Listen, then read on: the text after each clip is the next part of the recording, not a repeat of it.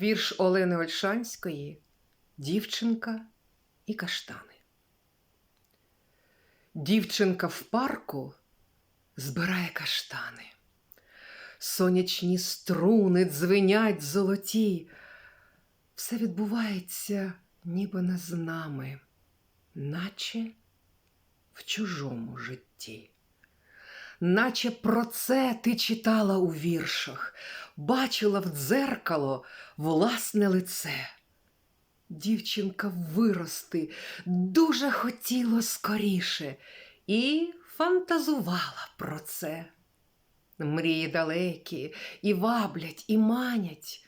Час, наче човен, пливе по ріці. Що там змінилось в мені? Тільки пам'ять і каштан, що тримаю на згадку в дорослій руці.